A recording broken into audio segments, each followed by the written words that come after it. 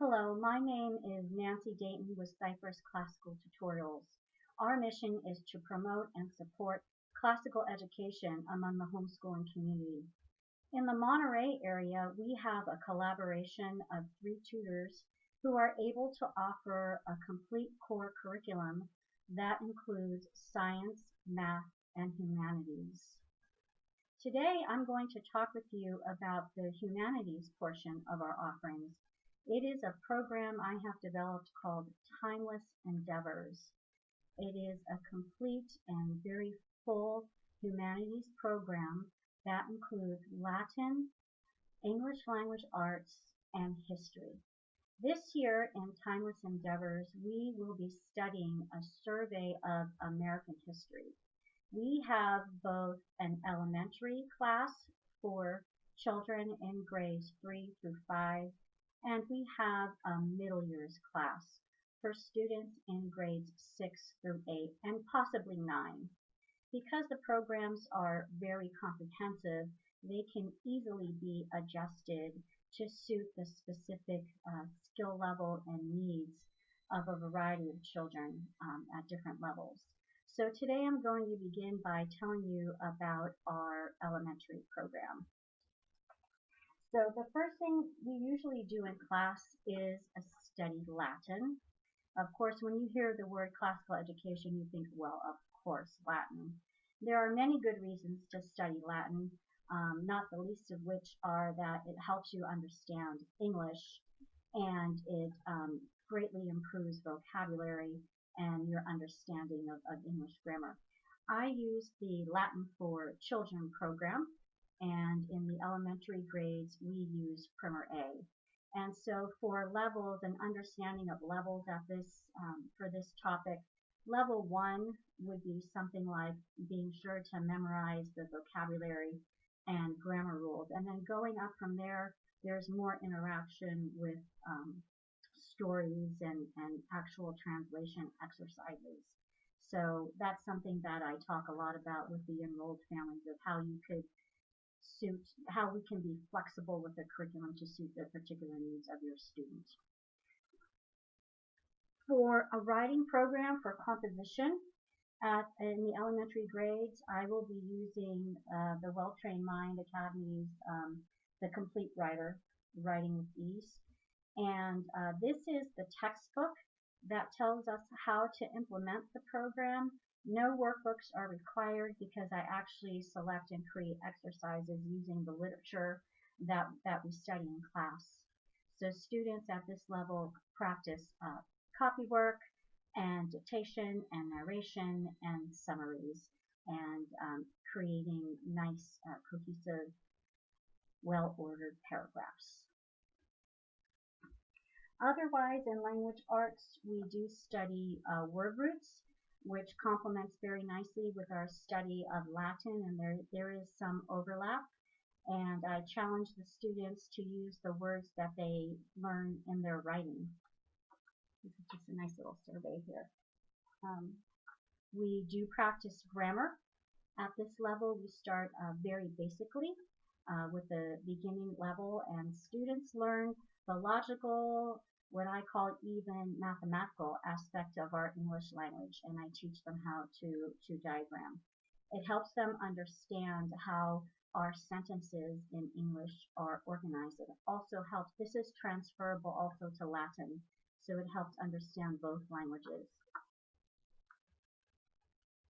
Finally, for some grammar, I really like the Editor-in-Chief series.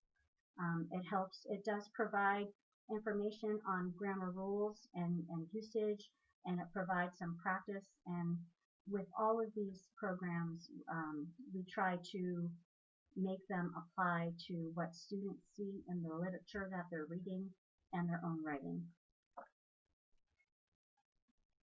For literature, we're going to make a little bridge to history. This is just a selection of some of the books we're reading this year. Sing Down the Moon, Sign of the Beaver, Johnny Tremaine. And this book might be a little challenging for the elementary level. I'm going to be using it as a read aloud in class, Carrying On Mr. Village. It's a fabulous book. That's just less than half of the books that we'll be reading. So for history, the History Spine this year, we're going to be using the Landmark series. There's Volume 1 for first semester, Volume 2 for second semester, and I want to emphasize that this again is a survey, so we won't be hitting every single lesson in these books. We will be selecting lessons from the book. There are a few other resources that we will refer to. We're going to look at American history, this beautiful Smithsonian Visual Encyclopedia, World Atlas, and there will also be a geography component. You may recognize the history selections from Bookshark. That is the case. I selected books from their Reading with History program, and the language arts books come from the Critical Thinking Company. Also, in both levels, students will maintain a book of centuries so that they can create their own timeline of history, and I will be teaching them how to create and use a commonplace book so that they can create their own record of what was significant to them throughout their studies.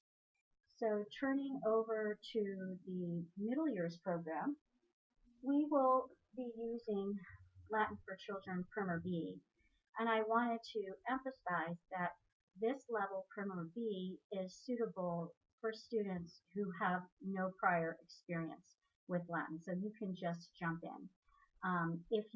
That's how it's created and intended.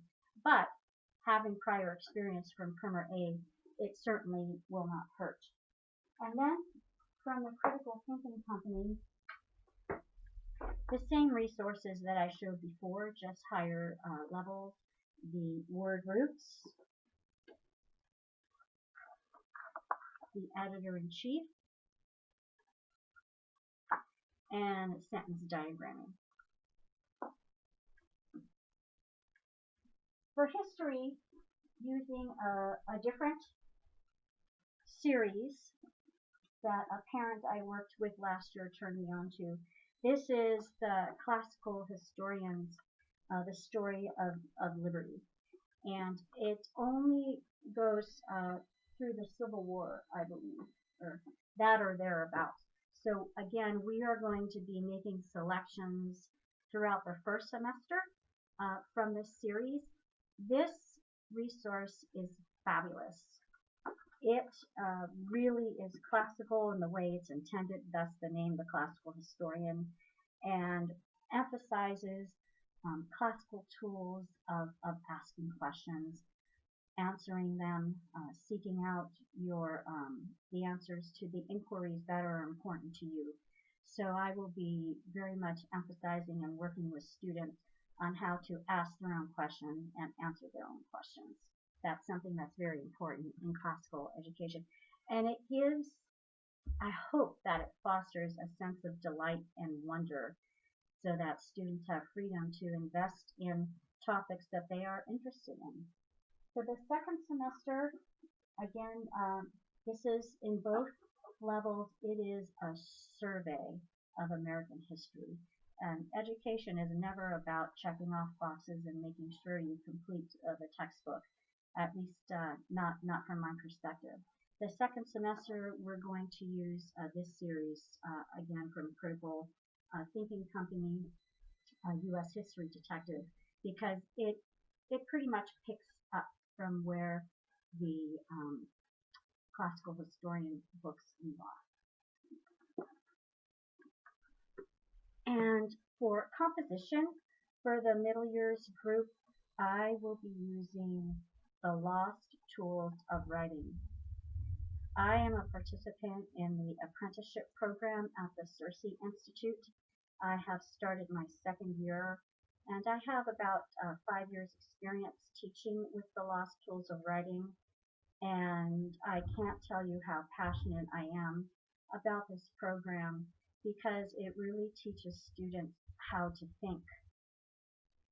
And that's in a nutshell why it's so important. The skills they learn in that composition component are ones that are transferable to all subject areas, whether they're thinking of how to respond in writing or orally in making arguments. You may find your children becoming very skilled at making arguments with you, which sometimes is humorous and other times very annoying, as I can tell you. So that's what I wanted to share today.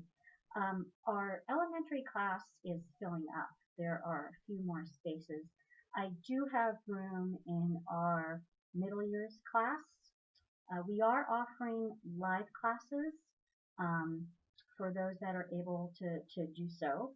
And I certainly am willing to make arrangements for online classes for those who prefer that as well. Right now, these classes will be meeting on Tuesdays and Thursdays. And please go ahead and give me a call.